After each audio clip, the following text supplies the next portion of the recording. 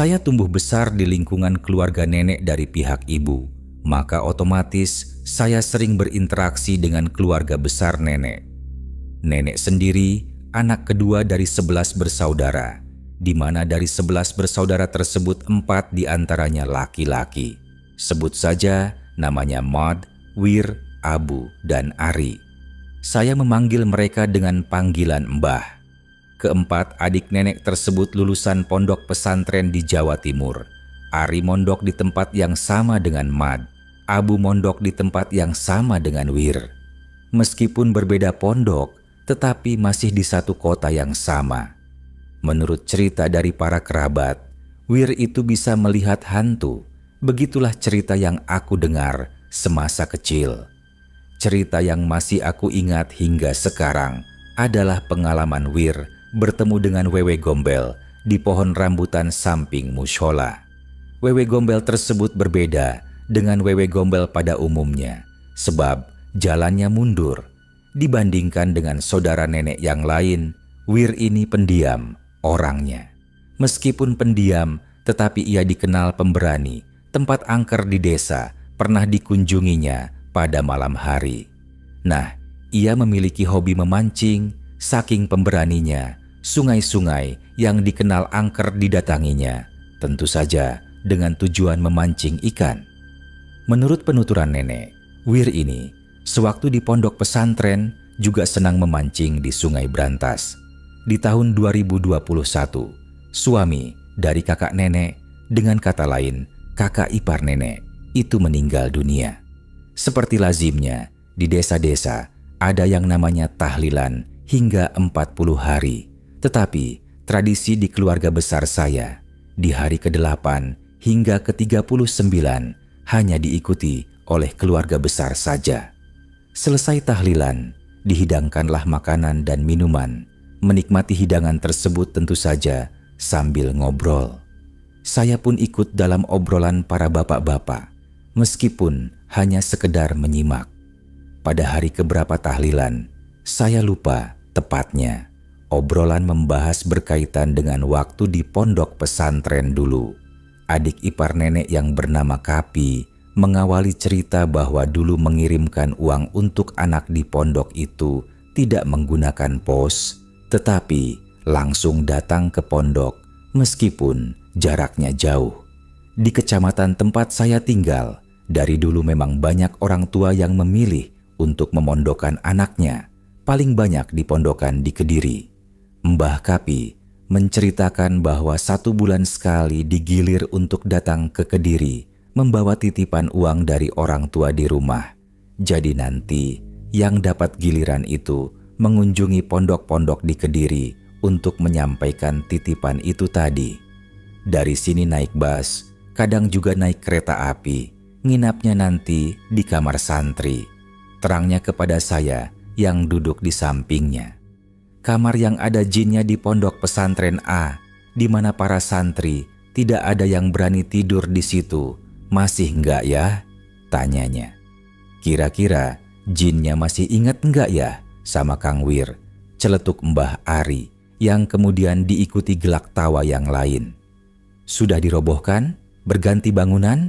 Jawab Mbah Abu.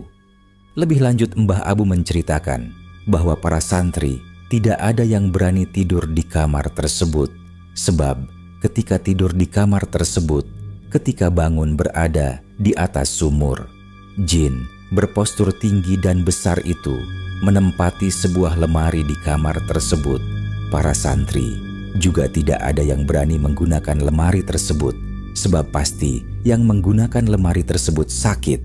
Tetapi Mbah Wir berani tidur di kamar tersebut dan berani menggunakan lemari tersebut. Mbah Wir mengamini apa yang diceritakan oleh Mbah Abu. Ia mengungkapkan ia juga pernah dijahili oleh jin tersebut.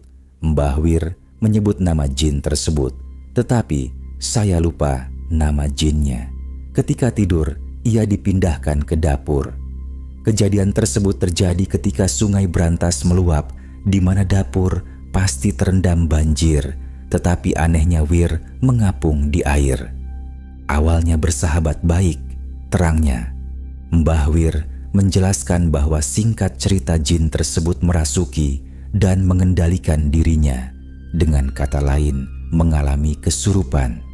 Kejadian tersebut diketahui oleh kiai pengasuh pondok pesantren. Mbah Wir pun dikurung di kamar dan kiai pun kewalahan. Waktu Kang Kapi ke pondok disuruh bapak, itu semalamnya mengamuk parah. Saya saja nggak berani nemuin, timpal Mbah Abu. Akhirnya, ia pun dibawa pulang ke rumah untuk diobati. Kiai mengatakan, boleh kembali lagi ke pondok jika sudah sembuh. Mbah Wir diobati oleh pamannya, kakak dari ayahnya. Jika kalian membaca kisah saya sebelumnya, yang mengobati Mbah Wir itu kakek buyut saya. Jadi kakek dan nenek saya itu sepupu, lalu menikah. Paham kan? Jadi ayahnya kakek dan ayahnya nenek itu kakak beradik. Setelah sembuh, ia berangkat lagi ke pondok pesantren.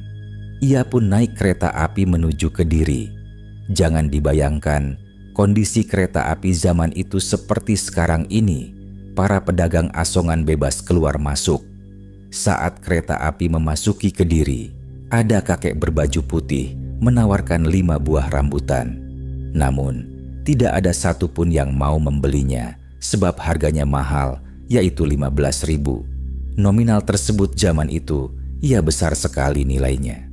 Kemudian oleh Mbah Wir dibeli, uang sakunya kebetulan pas sekali 15.000.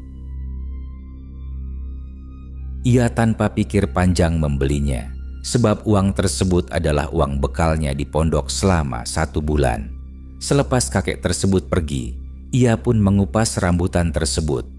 Pas dikupas, rambutan ke-1 dan 2 isinya kosong, rambutan ke-3 dan 4 isinya hanya biji. Nah, ketika rambutan ke-5 dikupas isinya jimat teropong. Beberapa penumpang pun berusaha untuk menawar jimat teropong tersebut dengan harga berapapun. Namun, Mbah Wir menolaknya. Jadi, jimat teropong tersebut bentuknya cincin dengan permata yang berlubang. Menurut Mbah Wir, lubang tersebut fungsinya seperti teropong, bisa melihat tempat yang jaraknya jauh. Akan tetapi, jimat teropong tersebut hilang tatkala Mbah Wir baru lulus dari pondok pesantren. Hilangnya bukan hilang karena dicuri, tetapi jatuh entah kemana. Malam harinya setelah hilang, Mbah Wir dalam mimpinya didatangi oleh kakek berbaju putih. Dalam mimpi tersebut, kakek berbaju putih mengatakan harus puasa 40 hari dengan menu sahur dan berbuka berupa singkong sebesar ibu jari. Maka dengan sendirinya jimat tersebut akan kembali. Namun Mbah Wir tidak melakukan hal itu. Rumah-rumah di keluarga besar nenek saling berdekatan satu sama lain. Di tengahnya terdapat mushola keluarga yang digunakan sebagai kegiatan keagamaan di kampung. Di samping mushola terdapat pohon rambutan. Di pohon itulah dihuni oleh wewe gombel yang jalannya mundur. Mbah Wir yang seringkali pulang malam dari memancing sering melihat penampakan hantu tersebut. Selain sosok wewe gombel, pohon rambutan tersebut juga dihuni oleh keluarga Kelong Wewe yang terdiri dari bapak, ibu, dan anak. Beberapa dari kami pernah ditampaki keluarga Kelong Wewe tersebut. Uniknya seringkali Kelong Wewe tersebut menyerupai manusia. Kelong Wewe laki-laki dan Kelong Wewe bocah menyerupai orang di desa kami bernama Wihad dan anaknya yang bernama Reza. Maka dari itu, kami memanggilnya dengan sebutan Kelong Wihad dan Kelong Reza. Sementara Kelong perempuan sering menyerupai kakak nenek. Terkadang Kelong Wewe bocah juga menyerupai anak Mbah Abu. Tentu saja mereka menampakkan diri di tengah malam. Beberapa kerabat yang hendak ke mushola untuk sholat malam sering berpapasan dengan hantu tersebut. Ketika disapa, mereka akan menjawab dengan deheman hem. Tanda kehadiran mereka dikenali dengan suara sandal basah. Suatu hari, saya tidur bersama kakek. Kamar kakek terletak di samping jalan yang biasa dilewati oleh hantu tersebut.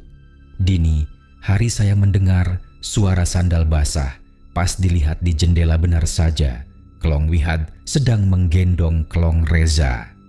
Nah, yang sering ditampaki oleh mereka ya Mbah Wir, karena memang ketika memancing pulangnya larut malam.